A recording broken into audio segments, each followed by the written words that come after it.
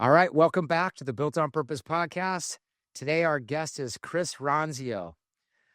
Imagine waking up and knowing your business can run without you. Your team's aligned, every process is documented, new hires onboard themselves, customer experience is consistent, and you're finally spending your time on strategy, not babysitting operations.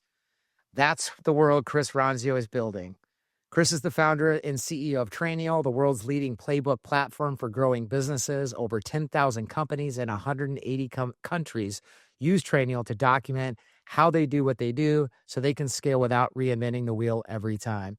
In today's episode, Chris shares the systems, mindsets, and leadership shifts that help entrepreneurs escape the chaos and build businesses that don't depend on them to survive. We'll dig into how to break free from being the bottleneck of your business, the step-by-step for getting your ops out of your head and into your team's hands, what most leaders get wrong when hiring the number two, and why documenting your businesses isn't just about SOPs, it's about freedom and much more. Chris bootstrapped Trainual to 7 figures before raising $1 of outside investment, sold his first company at 25, and has helped teams document over 10 million processes to date. If you're still the glue holding your business together, this episode will show you how to let go and level up. Chris, welcome to the Built on Purpose podcast. What's up, Max? So great to be here. It's so good to have you, man. I was looking forward to this. Let's just jump into what you do and kind of the main thing that I think a lot of people struggle with. But what's the hidden cost of being the bottleneck in your business? I think the obvious hidden cost is that if you are the bottleneck, if everything goes through you, then you will never outgrow your own capacity to produce. If you can never outgrow yourself, then your business can only get so big. You'll have a team of people that you micromanage because you want to watch everything. You'll have no other producers in the business. You'll have no other empowerment in the business. You'll probably lose people. They'll come and go because they won't like the culture. And you'll just be your own limitation for how big your company can grow. Awesome. And talk about your personal experience. I know your entrepreneurial journey, after I did a little bit more research on you. Obviously, I know you, but this was fun to learn more about you through the research. But when did you first start recognizing this pattern, or when did you first experience this pain and start to think it through before you even started Trainual? So Trainual is really like the culmination of my 3 businesses and a lifetime of kid businesses. I mean, I was the one that was selling wrapping paper door to door and candy and making bracelets in school and selling them in 2nd grade and keeping popsicles in the nurse's office that I could sell on the bus ride home. So I was always an opportunistic entrepreneur. And so my first business was when I was 14. It was a video production company. Started with sports at my school, grew to doing events in all 50 states. That's the company I grew and sold. After 12 years of running that business, I saw that the thing that made that scale was that we had a system. We treated it like a franchise. So any event in any city in the country you could show up to, and you'd meet people that looked and felt and act and talked the same because we had scripts, we had systems, we had SOPs. And so I saw how special that was in growing a business. And when I sold my company, I also saw how rare that was. And so I started consulting for other companies, and I saw that kind of process and knowledge is really industry agnostic. Like if you know how to build a system and a playbook, an operations manual, you can really go into any business and be successful. And so that's what I did. I started consulting for friends of mine, and over I saw if we put together this system, this playbook, it helps their business. It's a better place to work. It's a more valuable company. It scales faster. And that's what all led to Trainual, the software. Awesome. And then just going back to kind of some of the meat of it, there was a quote, or I think this is something in the marketing, but I think it's absolutely true, but I want to get more from you on it. But you said documenting your business isn't about SOPs, it's about freedom. What do most founders get wrong with that? I think what most people get wrong is they write SOPs because they want to enforce control. And if you're focused on control, that's what leads you down that micromanagement path. If you realize that documentation is about handing off, relinquishing control, and giving other people freedom and empowerment to scale and grow their area of the business, it creates freedom for you as the owner of the business. And so it's not about holding the reins tighter and saying this is the explicit recipe. It's about giving people your current best recipe and then letting them evolve and letting them innovate and make the business better. Why do you think most or a lot of leaders, they suck at delegating? Like, what do you see? I mean, obviously, this is kind of something that helps them with that, but what's the thing that you see that holds most of them back? I think again it's control and it's a little bit of ego. Like when you're the person that everyone wants to go to, there's something about that you feel good about. You feel important. And so people don't want to give up control. They don't want to give up the praise. They don't want somebody else to get all the pats on the back. And I see even, people going from an IC in a company, an individual contributor, to a manager, they struggle with relinquishing the praise. When you didn't do all the work, you feel like, what am I here for? And that's a really hard thing to go through as an entrepreneur. Yeah, and I think, I've been through this cycle a few times, and I don't think naturally I'm the best delegator. So maybe I'm asking kind of for a friend, but I'm always trying to get better. I think, the thing that I'd run into in delegating is I would delegate and I kind of let somebody run with it. And then before they were finished, I would be checking in on it probably more than I needed to. So you're kind of circumventing it, and then you're kind of showing them that you trust them, but maybe not really because you're jumping in there. So I don't know if like you ever struggle with that yourself, but it's one of the things that I see. Is that something that most people struggle with in that delegation cycle? Yeah, I think like you said, it's a cycle. It's something you have to do and get good at. For a lot of people, I recommend first hiring a virtual assistant or even some service that's like a virtual service. And what you start to do at first is you delegate tasks. You're like, oh, can you look this up? Can you research this? Can you help me book this flight? And you delegate these little tasks, and then you realize that they keep coming back to you for the next batch of tasks. And it adds more burden to your shoulders, and you feel like having this person is now more work because you have to come up with stuff for them to do. And so the transition happens when you learn to delegate ongoing responsibilities. When you say, like, every time this thing happens in my business, here is how you do it. Here is what good looks like. Here's my expectation. You own this. I trust you. We'll review your performance periodically or whatever. But when you're letting go of these responsibilities, these areas of ownership in the business, you're kind of filling up that other person's regular bucket of their weekly hours. And that's when delegation starts to become successful, is when they know what good looks like. They know what they have ownership of in the business, and they can just focus on making their own work product better. Got it. And what's the most common kind of first process that founders should document to start getting out of the weeds? I mean, there's a lot of them, but like, what would you recommend?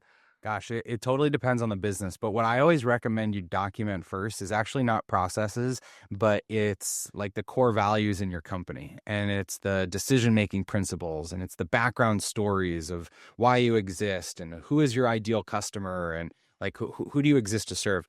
Because I think if everybody has that basic fundamental foundation in the business, then in the absence of process, they can still make pretty much the right decisions. You want people directionally aligned, even if you don't have the specific recipes. When it comes to like an actual process that you outline, I think usually it's something that's administrative first that gives you a bit more capacity so that you can grow the business if we're talking like one person going into two people. But then as quickly as possible, you want to document the process of how to actually do the work that makes the money, because that's the dial that creates leverage in your business. If you've got one person that's like the rainmaker that makes the money, whether it's producing some product, delivering some service, that core thing of that your business gets paid for, that's what you have to document, because doing that 1 time to 3 times to 5 times, that's how you start to build a bigger business. And so that's the most important thing to get right. Yeah, and what a timely answer. We just had today's podcast that was released was Ann Rhodes, who wrote Built on Values. So she talked a lot about values. So I love the theme kind of coming back up to, some sort of guide to give employees a way to make decisions without telling them exactly what they need to do. So I love that. What about what's a process in your own company that has given you the most time back once it was finally documented? I mean, it goes in stages. So at the very beginning, I think the thing we documented first was like the customer support requests. They're the things that everybody's asking. And so a ton of businesses probably have FAQs that's documentation. That's what you've done, is you've made a self-serve documentation for your customers. Beyond that, it was sales demos. So Trainual, with thousands and thousands of customers, like we have hundreds of thousands of people that have tried the product at some point. And so delivering a demo is something that we did over and over and over again. And so you want to document the things in the business that, one, are done the most frequently, because that's where you have the most likelihood that an error is going to happen. So the most frequent things you do in the company, the things that are done by the greatest number of people, like shared responsibilities, because those could be really inconsistent, or areas of a business that could, like if you mess them up, they'll be really expensive to you. That's an important area to document. Mhm. And I remember you and I kind of discussed this when we were hiking a bit. So I look forward to seeing what your answer is on the record here. I'm just kidding.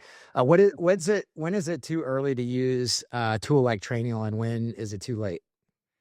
So in kind of like a general sense, I think it's too early when you don't yet have the answers. You don't have things formalized in your business. And so I think if everyone in the business reports to one person, it's probably too early to invest in a system that's as comprehensive as ours. That doesn't mean it's too early to record some how-to videos or make some basic SOPs in Google Docs or something like that. You should start doing that as you're handing off any responsibility. But until you start to get like some throughput of training where you've got multiple people doing the same thing, then you're not probably investing in a system like ours. When is it already too late? I guess when you go out of business. Otherwise, if you're still functioning and kicking along, then there's never a bad time to start this work. Absolutely. And I mean, you've helped over 10,000 companies, right? We got this number right. We went back Yeah. and forth a little bit. Yeah. What's the number one mistake? What's the number one mistake made most when trying to get organized? I think when it comes to training, to organizing your business and your training, people want to jump straight into documenting a process. And I think after doing this so many times, uh, who does what comes before how.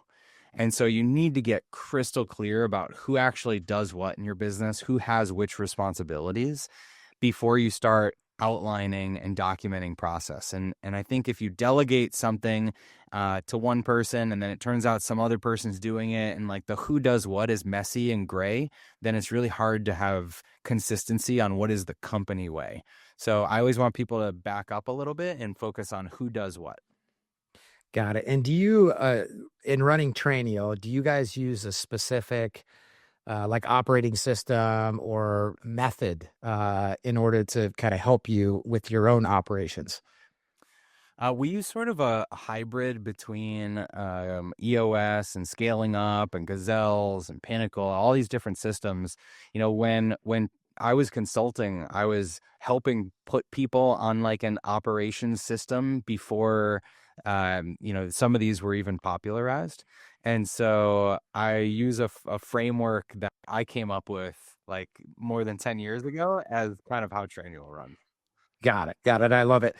And I would say that is the response I get from a lot of leaders that are successfully running businesses. It's never a one size fits all, but you seem very organized though, just like in general. I mean, obviously you run a business that helps people organize stuff, but just in general, you seem like more of an executor and not this like frantic, like visionary. Like what's behind that? Like like, did you grow up that way, or like, are you a clean freak? Are you OCD, or kind of tell me a little bit about like who you are and how you got to be, who you are today. Yeah, I remember at a really early age, when I was a kid and I would leave stuff on the stairs and I would run upstairs and my mom would be like, come back down and grab this. Like it's more efficient if you like can carry the things up the stairs all at once. And I remember that lesson of efficiency and like, how do I do the most with the least amount of time, from being like a little kid. And it was like this game I played with myself. Like, how quickly can I get my homework done? And where can I kill two birds with one stone? And so I guess I was always organized or sort of OCD by nature. I think that the whole visionary integrator dichotomy, it kind of gives people an excuse to be awful. and be like, well, I'm just the visionary. I'm nuts, and I don't think that's actually like a healthy way to run the business. I think the best version is to have a little bit of each of those, or to be able to flip those switches sometimes and say, yeah, at every point in a business, we need to be visionary and we need to see further out. And so sometimes there's seasons where I'm much more the visionary. And other times there's seasons where I need to be much more the execution person, the operator, and be there for my team and give them the structure. And that's what they're looking for. And so I don't think it's as clear and black and white as some of these systems teach. But I've always tried to have a little bit of both worlds. Yeah, man, you're speaking our language, because we have to come in and hire the number two a lot of times. And uh, it depends on the number one, and it just depends on kind of what's going on. And I wish it was as cut and dry as to say, hey, there's a visionary and then there's a integrator and everything works fine. But that is, there are a lot of cases where there is elements of that, but to certain degrees, to your point. Um, what I've learned firsthand, you and I talked about this, and I appreciated you kind of, being able to bend your ear not too long ago. I just started kind of building our own, piece of software, and I'm learning a lot. First lesson I'm learning is, man, building software is hard. And so I want to talk a little bit about, that world that you've obviously become very, very skilled in. And then just kind of going back to the beginning, like when you started Trainual, you kind of give the kind of story of how you started before you raised capital. Why'd you wait? When was it the right time to raise capital? And then we'll kind of get into, what the specifics and maybe intricacies of building a SaaS company versus a typical company are. Yeah, sure. So my first two businesses were not the type of companies that you would attract VC funding. And so I didn't even really know that VC and private equity was a thing. I just wasn't focused on that. I wanted to just build profitable businesses. And so early on with Trainual, the product, the software, was something I built inside my consulting firm, because I thought, what if I could, instead of delivering all of these final projects for people as Dropbox folders and PDFs and YouTube videos, what if I had a proprietary system I could deliver those on?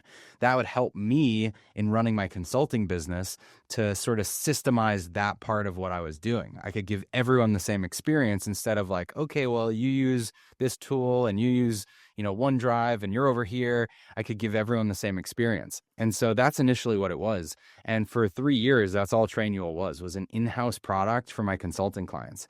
And then it was when they started referring it out and saying, all right, my friend wants to use this tool, but can't afford your consulting. Is there a way you can just charge them, monthly? That was when it was like the market was telling me there's some demand for this product. How do I actually sell this as a software? So I didn't know the first thing about selling software, but I joined a SaaS kind of community. I joined a little mastermind locally here in Arizona, and I just got exposed to other founders that had gone down this path. When I was showing them my metrics, I'm seeing them raising money or go and pitch and raise money, and my metrics look better than theirs. So I was like, okay, maybe VC is something I could do. But it was our second year, end of our second year before I went down that path.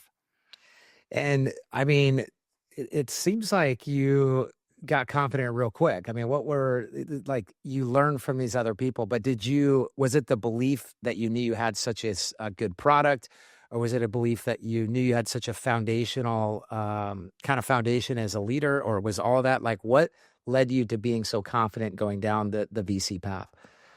I was confident because I thought if 30 people could use this product, then 300 people could use this product. And I just got to go find them. So I saw the early customers using it because they were my consulting clients. And then even after I would stop consulting for them, 6 months, 12 months later, they'd still be using the tool. And so I thought, if it's working for them, it's going to work for other people. I just got to go figure out how to get this in front of other people. And so my brother actually joined when we decided to spin Trainual out as its own entity. My brother came on as our solo marketing and sales guy. And he and I just worked together on getting the messaging right and telling the story of, like, here's the problem in your business. Here's a simple solution. Go to our website. And then all of a sudden, as we started doing ads, we were getting dozens and then hundreds and then thousands of trials of people testing the product. And so when you see that there's demand like that, my thought was, well, I can always make the product better. I can always make the sales and marketing better, but we've cracked the code in some way that like people are attracted to this idea. And I think that is the nugget that every business needs. You need to uncover that there's actually demand. And if there's demand, you can fix your targeting, you can fix your product, you can fix your pricing, you can fix your people that are working in the business. But if you don't have demand, you don't have a business. Yeah, we always talk about this, being, focusing on purpose and values. I sometimes have to have the conversation with clients because they get a little off kilter, focus so much on a purpose that they forget that the purpose of business is to create customers first. And then, it's the only way you're going to live out your purpose. So I love that. Talk about doing business with your brother. I mean, I have a brother that's 2 years older than me. I really like him. He's an enjoyable guy, but I don't know. It would be the idea of doing business with him would be fun, but I'm sure there's challenges as well. Like, did he get into the business when you first started? Like, talk about how it like came to be and what it's like to work with your brother. So first, we probably just have a special relationship. And so I don't think this is something that any sibling duo could copy and paste. We grew up 3.5 years apart, not competitive, but always friendly, loved each other, always friends as we grew up, respected each other, great relationship. And so we had that as a foundation. When he came into the business, it was already 3 years into me having this product for my consulting firm. And so he came in not as like an equal co-founder or something, but with a very particular role. And so we scoped out like, hey, here's what you're going to do. Here's the little slice of the business that you're going to own. Here's the market comp for that position in terms of salary and equity. And that's how we're going to treat this. And so I think the clarity from the very beginning that like, hey, we're not just willy-nilly going into business together. You're coming into this as a job, as a role, and you're going to be held accountable for your performance in that position. Like that is the reason I think that this succeeds. I think a lot of people with family get into business with each other out of convenience. My brother actually had a marketable skill set doing this thing. He was working at a marketing agency. And I said, why don't you just do that here and we'll pay the appropriate amount for it. And so it's evolved from there, but that's how it started. So the stars kind of align, but no, that makes sense. When I think about my brother and I, and just as an example, him and I were very competitive. So I don't know what that would look like later on in life. I mean, we're super friendly now, but there'll probably be some things that would pop up just from us being both of us so strong-willed. Talk about when it comes to SaaS businesses, because again, I'm kind of learning this firsthand, and I work with a lot of SaaS companies, or we work with a lot of SaaS companies. What are some of the growth hacks or things that you guys saw success in that you would that would be a good kind of roadmap for early fast SaaS founders that are maybe running into some roadblocks? So I don't know if this is a hack necessarily, but one of the things we chose to do differently at the beginning was to be totally transparent, authentic, like, hey, here's who we are, here's the story, we're founding this business, we used us and all of our employees as like the photos on our website. We didn't put stock photos up. We routed calls to our cell phones. We're answering every DM from our personal accounts. And I think it created a lot of trust to say like, oh, these are real people. We had gone to a HR kind of conference where, there's 10,000 people and we walked up and down the expo trade floors and everything felt so polished and manicured and corporate and fake. And we wanted to be the exact opposite of that. And so what really worked for us was just that authenticity. And then on the flip side, I think some of our crazy ideas turned out to be too crazy. Like we had this one thought that it was kind of like, clone yourself in the business. What if you could just clone your best performers? And we went really deep down this rabbit hole of Dolly, the sheep that was cloned. And we had like these sheep t-shirts and sheep postcards and sheep pop-up banners. We're bringing like little plush sheep to events, and it totally didn't work. And but you got to try some crazy things to land on some good ones. Yeah. Yeah, no, I love I think that's a sign of a good leader. Like, somebody that can first of all say they just don't know and then they figure it out, but secondly to admit, mistakes that they have made. What other so I've heard, I think I listened to a podcast, maybe it was with SaaS Academy, but you're talking about I think it was certain marketing tactics that you really like doubled down on and went all in on. Like talk about some of those early successes and really what kind of got the flywheel going for you guys. Yeah, so early on, neither of us had ever done any Facebook advertising or digital advertising really, other than just promoting a post for $50 and no one clicks on it. And you're like, what the heck? Facebook sucks. But we hired a consultant that taught us how to run Facebook ads. And so we paid this person $1,500 for a month to teach us how to do Facebook ads. And the nugget he gave us was, if you're not willing to spend $100 per day for 30 days on one piece of creative, if you won't go all in enough to do that and invest that $3,000, you'll never know if the advertising is going to work. Because it's sort of like flipping a coin. You could flip it 5 times and get heads every time and be like, well, this is only a heads coin, I guess. You have to flip it like 1,000 times before you start to see the ratios even out, right? And so it's the same with advertising. You need to get reps in. You need to actually overspend, and potentially your first customer costs you 10 times what it's going to eventually get when you get to scale, but you need to be willing to invest in that.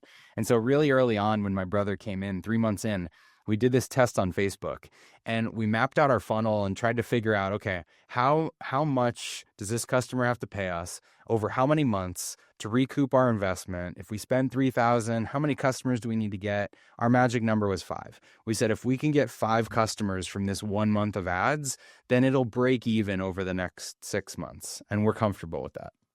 So we did this first month, we got 6 customers. It was like we're celebrating. It was just over the threshold. Let's try it again.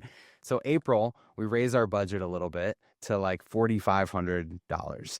And instead of getting the expected number of customers, we actually got like twice as many, because there were some people that saw the ad at the end of March that just had to think a little bit before they converted. And so the ratios, the numbers got even better. And so May rolls around, we increase our budget again to $8,000. And then by June, it was $15,000. And by July, it was $25,000. And month over month, we kept scaling up our budget because it was working. And so I guess the lesson there is to really understand your funnel math. Like, how many customers do you have to get paying you how much for how long in order to afford purchasing those customers? And if you have some kind of basic formula like that, then you can really start testing acquisition channels. Got it. Yeah, it makes so much sense, but I think so many people struggle with getting that right because they don't trust the process. Like you said, it's like you got to just keep going and trust in the outcomes and doubling down on it. So talk about, you went from obviously being a founder to CEO of a 100+ person SaaS company. When you look back, what was the most uncomfortable kind of leadership like transitions you had to make? The thing that was most uncomfortable was removing early people from the leadership team. When you've got a small business and kind of everybody is around the table and you're making decisions as a community, and then that turns into, okay, it's just inefficient for everyone to know everything. We have to create some kind of breaks here. It's very uncomfortable to shrink the room and to have fewer people in the room. And so there were points in our history where we had to remove people from the leadership team that had been with the company since it started. And they had this seniority and they had the respect of everybody, but maybe they didn't have the right experience to be able to lead the department through the next phase. And that's really hard to do. You have to kind of thread the needle between the personal empathy side of that conversation and the professional necessity of having the right person in the right seat. And so I think we've navigated that pretty well. But just for me personally, it's always challenging when you're like, hey, I love you as a person. I love working with you, but we need something different as a company. And how did you, again, kind of asking for a friend, but how did you build a software company without kind of having a technical background or not having a technical partner involved? It just, and maybe it's, talk about like the difficulties and maybe not having, and maybe you do, but I don't think that you've been a developer in your past or you have a technical background, but talk about how you've built a software company, without, having a technical partner to start. Yeah, I'm not technical in that I'm like a CTO, but I my first company being video production, I did understand hardware at least to some extent. I would say I was kind of technical, and we would engineer these like workflows. I was always really good with mapping out, here's how I want something to work in the business. And in my video company, it might have been like the instant replay system, or and how we're going to chart cables through an arena, or it was like a little software tool that we designed in my video company to deliver people HD files through AWS. So I had like a somewhat technical understanding at least, but I was more of a product manager type of guy. Like I understood how to articulate a problem and how to break it, how to come up with a solution that was on an interface. And I could draw out, here are the boxes and the words in boxes of like where things should go. And it was good enough to be able to hand to an outsourced developer and say, can you build this for me? And then I guess the business experience side, the consulting side, was like I would take that tiny prototype and I would make sure it's actually useful enough for people to pay for it before I invest more in the tech. And so when we built the first version of Trainual, I built it with a $10,000 budget. And I've talked to so many people that are like, what? Yeah, like I've spent hundreds of thousands coming up with my software. No, Trainual cost $10,000 to build the first version. And we made, 10 times that in terms of just revenue from consulting clients before I ever put another dollar into it. And so it was, I think the experience share here is you don't need to overbuild the tech. You don't need to be a developer. You just need to create a basic solution that solves a problem. Got it. And, the one thing that I love about your focus and what you guys have been able to do is creating a great culture. Where did, where did you, I mean, is that instinctual? Like, where did you get the building blocks to say, hey, you talked a little bit about, how you and your brother's very authentic and you kind of had a vision of who you wanted to be.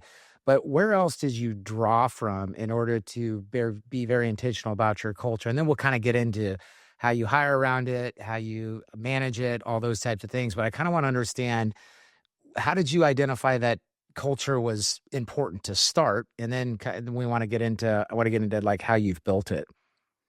I think the building blocks for culture came from sports teams growing up and great coaches and team projects in school and that sort of thing. But in my first business, I remember specifically my very first employee, and he invited me and my girlfriend at the time over for dinner with him and his wife. And his wife wouldn't even like look at me or engage with me or talk to me. And I was like, well, what's going on? Like, does Becky hate me? Like, what is this? And he was like, well, she's not too happy about like that trip last week that you made me go on, or this, or the fact that we don't have health insurance, or that, and these little things, these nuggets that would come out at the early days of my first company. And it stuck with me like, okay, let me fix that. I'm learning as I grow. And then after my first company, when I was consulting for others, I did over 2,000 one-on-one interviews with employees that worked for the companies I was consulting for. And what I was doing was asking them very transparently about the problems in the business. And I would get these incredible stories and confessions and like venting sessions where people are like, yeah, here's the reality. And like, they don't care what I think. And I have these ideas and I get shot down all the time. And so it was a little bit of collecting all of those what not to do's when we created Trainual. And then from the beginning, I said, well, what are the rules and the restrictions and the policies we're going to put in place from the beginning? Let's build it on these as like non-negotiables. Like let's build in the great benefits package we want and say, well, if we can't scale it around this package, then it's not worth scaling. Like let's build in the work-life balance, and let's build in the clarity of expectations. And so a little bit of it is just, over time iterating. And so, and how have you maintained it and continue to build on it? Did you have an early team come up with your first set of values? Like, how did you come up with your values? How do you drive values? How do you continue to, push the culture in the direction that you want it to go? The early team, yes, was involved with the first values. That our values were created. 5 out of 6 of them came from my consulting firm, and then that consulting firm is what evolved into Trainual. And a year into Trainual, at our first retreat ever, we came up with a 6th value, and we renamed one of the first 5. And so it was a collaborative process early on that early team was involved with. But ever since, it's been like locked in, airtight.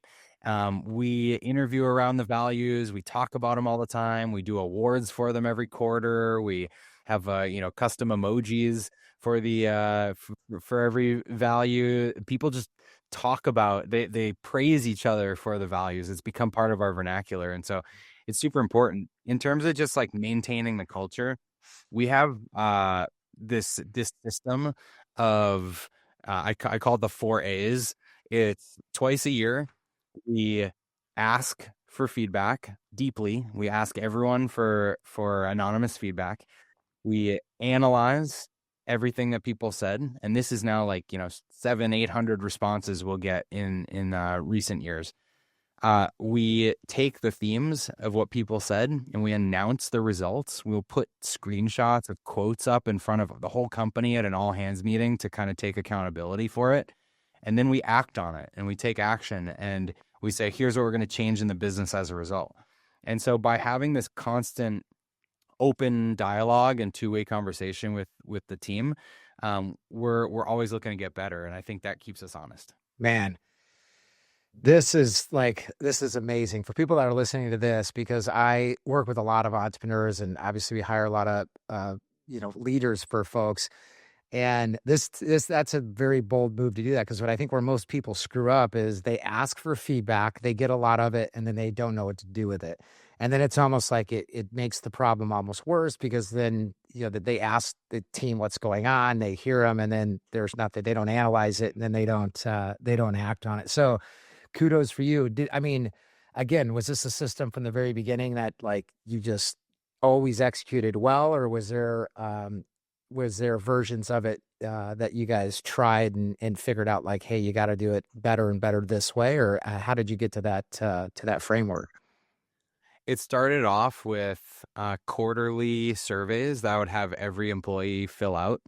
And I was asking questions of them like, do you think you're paid fairly? And do you like working with your coworkers? And if you could change anything in the business, what would it be? And there was a story back when I had my consulting firm where we had a part-time nanny helping with the kids, and she just one day up and left. And come to find out, it was, she felt she was being underpaid. And I felt like I had failed, that I never asked her if she felt she was paid fairly. I just kind of took it for granted.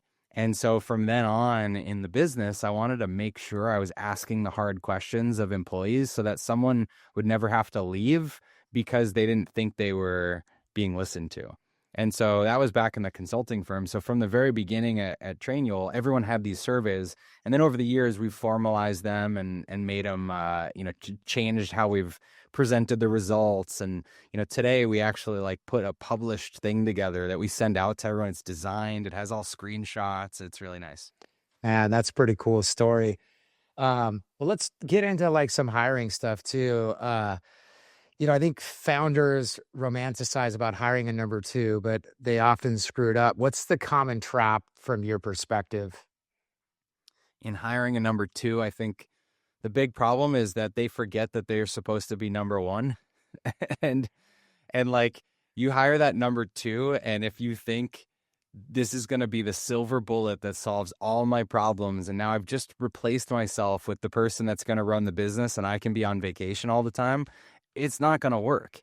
If you recognize that this person is a number two that requires a boss that has to also provide them with clear direction and feedback and encouragement and leadership, then you can have a really successful relationship. But you can't abandon your own seat when you hire that second one. Man, this is like music to my ears. This is what we talk about all day long with folks, and I see these challenges at ground level in mass. So to hear somebody articulate it as clear as that, that's pretty amazing. And just the feedback loop that you get, a lot of times the for leaders that don't get that right, that don't have as clear of a picture like you do, I have to give them a mechanism, which is basically like following up with that person that they hire and asking that person, if they're not getting feedback, is on a scale of 1 to 10, how do you think you're doing in your role? And make sure that they stay on the same page. Because what I see when somebody abandons, like you said, is a lot of times the number two, they're doing a good job, but they think they're doing a better job than the number one does, and they don't talk about it. And then that's,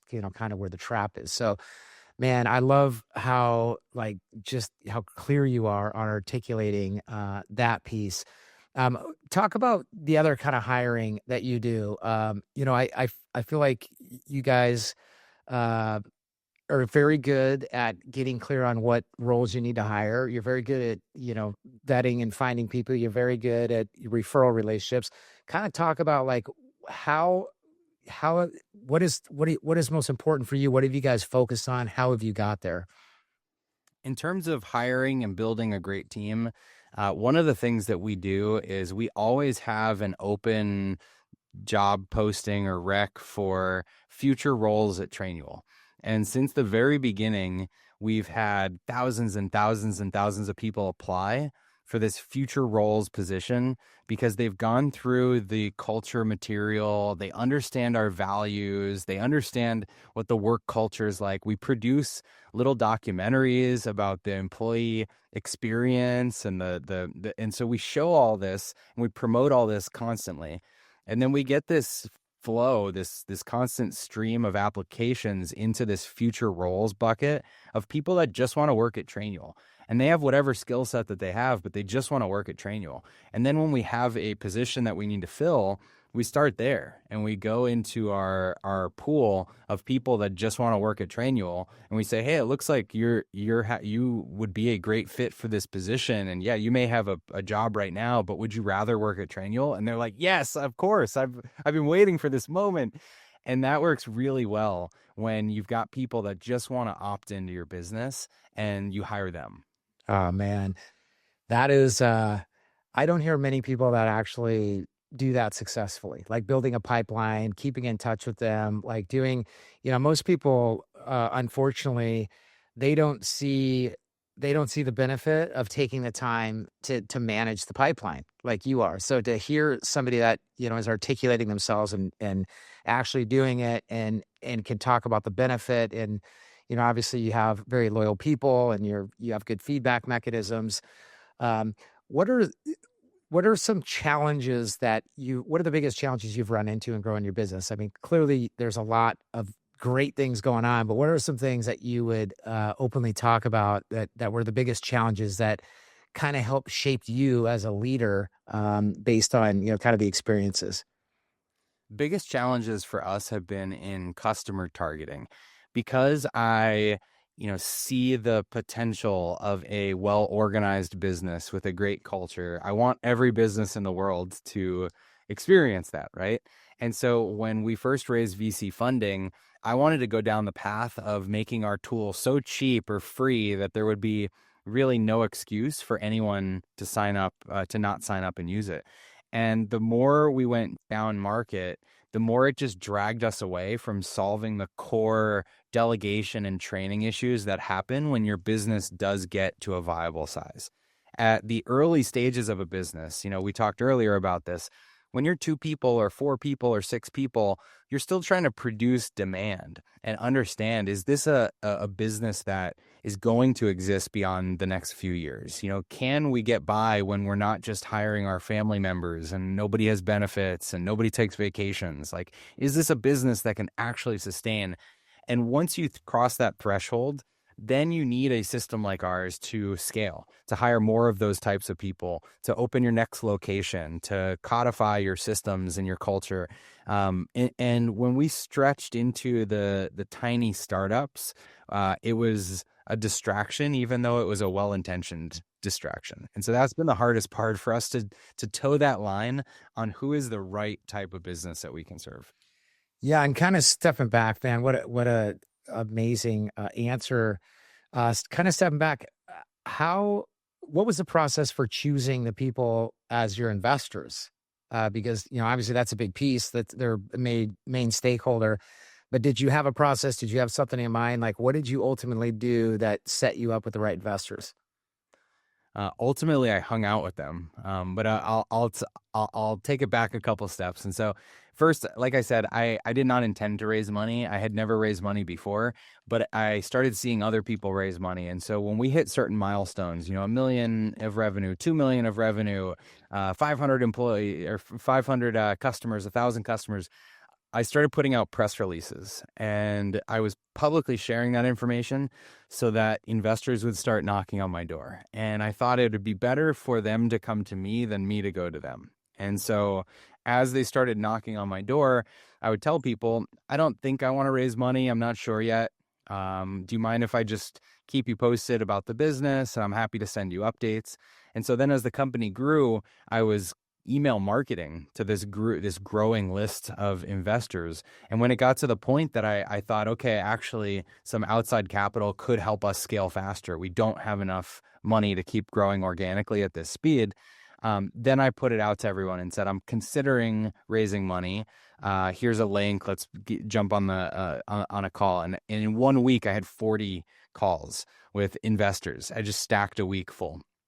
And so that was the process initially. But when it came down to the ones that I was going to do the deal with, it was spending time with them. It was going out to dinner with them. It was flying to their city and meeting the other people in their office and doing reference calls with the other founders that they invested in and talking to those people about, what was their level of support like when things weren't going well, and just getting those firsthand stories. And that's what ultimately made me comfortable picking these partners. Man, amazing. I can't help to quickly identify that the strategy around hiring and keeping great people is the same strategy around hiring and keeping great investors. I mean, it's just like, for you, it's just like natural to think about building the relationships ahead of time, getting ahead of it, and then, obviously picking it, where I think most people get behind the 8 ball. So, man, kudos to you, for kind of the way you think, the way you go about it. One thing that's popping up is just more of my curiosity, hopefully is somebody that's listening too, is you're very systems driven, but you're also pretty creative too. I'd say very creative. Like, you guys have a lot of fun. There's a lot of creativeness. Like, how do you balance both? Is that like coming from you? Is it, from your team? Like, where does that come from? Because not that you can't be both, but typically you don't see it in spades as you have it. And I know you're pretty humble, but I like, how does one be as structured but as creative? I think when you have the right structure, it creates the space for creativity. If everything is a mess, then you don't have a lot of space to think. And when the core of the business is running really well and there's structure and there's clarity, then you actually feel a little relief of that burden, and you can have extra time to be creative. And so I think they go hand in hand. I just remember, being a kid again in school and thinking, like, going through projects where the teacher would be like, no bad ideas, everything's a brainstorm, start there. And then you would whittle slowly down to the idea that's going to work, and now let's execute on that idea. And one of our core values is actually make ideas happen. And it's just a constant reminder that, like, yeah, we want to celebrate ideas and have ideas, but then you need to execute and actually run them through the structure of how we test something and experiment and measure the results and did it work? And then you go back to the drawing board the next time. Man, again, you're so clear on your delivery. Most people just get stuck in analyzing and not actually doing. And again, you do, learn, iterate. You know, I want to jump into a couple things before we finish up. We probably got about 10 minutes left in this conversation. Um, but I obviously have got to know you personally, and what I've really admired is how you manage and run a high growth kind of SaaS company, but you also take care of yourself. It seems like you're very present for your family, have a lot of energy. Like, how do you what is your methods like to be so balanced in life? I think it starts with realizing that uh, balance creates progress. It's sort of like a self-fulfilling virtuous cycle where if you're successful in one area of your life, it gives you the energy to apply to the other areas. Like, I guess simple example is, if you like the people that you work with and you're energized every day by going into work, you had a great day at work, and you're going to come home and you're going to be in a great mood with your spouse, and you're not going to be argumentative. And if your spouse is happy and have a great night hanging out together, then when you want to wake up and hike a mountain in the morning like we did a few weeks ago, they're supportive of that, like that time and space. And then because you're out doing what you do, you're healthy and you're in good shape, and you listen to a podcast which gives you a great idea for the business, and you come into the business and apply that idea. And so these things, they fulfill each other if you give each of them the room that they need. And that's part of the structure I wanted to set up correctly from the beginning of Trainual. I remember a consulting client that one of the employees couldn't even leave to watch her kids play in their baseball game. And do you think that makes her a better or worse employee? If she can't, if that's how she's feeling at home. And so I never wanted to be like that. Yeah, man. The other thing, speaking of the hike, one thing I wanted to bring up was while we were hiking, you looked at your monitor as being a diabetic, and it blew my mind. I'm like, this guy runs marathons. He's on this hike with me, and he's a diabetic, and it was not really a big deal. You're like, my blood sugar spiked too much, and now I'm falling. Like you kind of stopped and hesitated, but I don't. I think it just blew my mind that it's another thing that you've been able to manage and get over with. How have you been able to do this? How has it influenced you as a leader, as a person, having to deal with being a type 1 diabetic? I mean, I guess I didn't have a choice. I was 8 when I got diagnosed, and so growing up as a kid, it was like something I had to monitor because it's life or death. And as a kid, you build certain habits, and I think it caused me to be more strategic, because when I'm leaving the house as a 10-year-old to go play with my friends, I have to think about, like, when did I take my last shot, and how many units of insulin is still in me that hasn't gone to work yet, and I'm going to be running around in the street, so let me take a juice box with me. Like that's what's going through my mind as a 10-year-old. And so imagine how that translates decades later to business strategy. Like you learn to think ahead. And so I really think it's been a blessing in a lot of ways that it helped me develop these positive traits, and it helped me almost be a forcing function to stay healthy, to stay on top of my physicality. And so it's a blessing, but also a curse. Yeah, the first thing that comes to mind when you talk about this topic is I have a lot of friends that have diabetic kids, and they basically have to they'll have a monitor of their kids even if when they get older. And I just know, how what a struggle it can be. Your parents are so lucky that you're so organized. Did your parents ever have to worry? I mean, did they worry, or did you always manage it kind of on your own? Oh, of course they worried. And my mom was always around. But there was 30 years ago, there was no continuous glucose monitors, and you couldn't see your readings on a mobile device. None of that existed. This was like, I'm checking my blood by actually like pricking my finger 10 times a day and taking shots, and it was like long acting insulin that you just kind of like give yourself a dosage and hope it works for the next 24 hours. Yeah, like there's the science has gotten to be incredible now, but kudos to my parents for just being so supportive and being there for me. But also because the tech wasn't there, I think there was more responsibility on my shoulders than there is today when parents can monitor their kids from their phone, and that's almost like micromanaging, right? And what did we talk about at the beginning? It's better when you give ownership to the person. Yeah, yeah, no, it's funny. It comes full circle. You know what? I almost feel like, and I'm saying this in general, so I'm not. I'm sensitive to this whole issue, but I kind of feel like in some cases, I feel like, and again, I'm not aiming this at anybody, that sometimes kids now with this technology, it's almost like that's how they kind of control their parents by being a little bit like, not structured with how they are dealing with their type 1 diabetes. But again, it could be something in my head, but I've been around some parents in situations where I'm like, man, it seems like you're managing it and worried about it a lot more than they are. Maybe you should try to pass the responsibility off just a little bit more. But again, I want to be sensitive to it.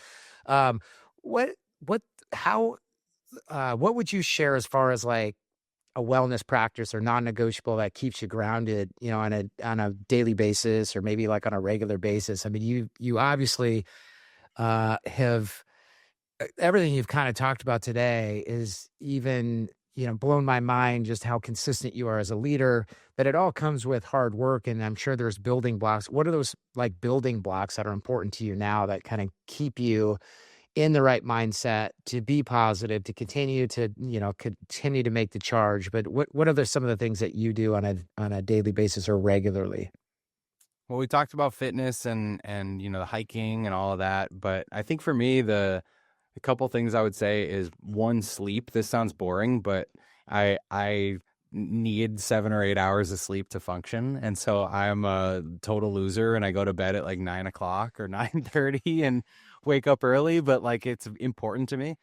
And then the other thing I guess would be, um, just gosh, constantly learning. Like I love that we're doing this podcast, that we're sharing these lessons, because I've probably listened to, 10,000 plus hours of podcasts and audiobooks over the last decade.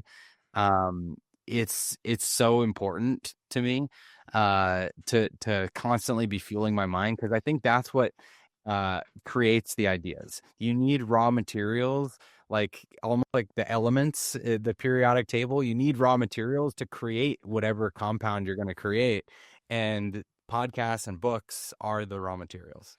Are there any podcasts that you like currently listen to, recommend, or anything that have helped you create these ideas, or any books that you would suggest? I love SaaSter. Built to Sell is a fun one. John Warlow with Creating Businesses to Sell. I really like, let's see, Dan Martell's material. I know you and I both know Dan. But it depends on, again, like what's the type of material I listen to. Like or what do I need? If I'm really looking for people content, I'm going to listen to something different than if I'm really looking for marketing and go to market content. I loved Gary Vee's most recent book. I plowed through that in terms of creating social media content. I loved the audiobook Unreasonable Hospitality. I listened to that for a few hikes last week and finished that one. I loved Robin Sharma's the what's it called? The Wealth That Money Can't Buy. Really good book. So yeah, it just depends on what I'm looking for. Yeah, and like we started at the beginning, you said you're like a utilitarian as far as time. Like you love to like get a lot of stuff done at the same time or in an efficient way. And for me, listening to a podcast, here's the dream that I have. Listening to a podcast, so you're learning and working out. Those two are great together, and hiking and being outdoors, so you get a few things. But I also like when I'll doing it at a gym where I'm getting my car washed. To me, I'm like, I just knocked out like all these things at the same time. I feel so good about it. So we are very much wired like that. What about, as we finish up here, is there any last thoughts just based on our conversation that you would anything that I didn't ask that you think would be interesting for people to hear based on the conversation we've already had? I don't think it's anything you didn't ask, but we covered a lot of ground. And I would say, when I'm listening to podcasts, I will, even if I'm on a run, I'll open up the Apple Notes on my phone and I will type in action items, things I'm going to actually go do. And then I get back from the run and I actually sit down at my computer and do those things. And so I think what I would encourage people to do is if you heard something that spoke to you that you're like, oh, that's a practice I could build in. If you just go straight to listening to the next episode of some other podcast, then all you're doing is kind of procrastinating by listening to a bunch of material. If you found something useful here, take action. Stop and actually do the thing to move your life forward. Man, what great advice. I'm actually going to probably re-listen to this, take some of my own notes and take some action. So you've been listening to the Built on Purpose podcast brought to you by Y Scouts. You can hear our past and future podcasts at yscouts.com. Chris, thanks again for being on the show. I can't thank you enough. Thanks, Max.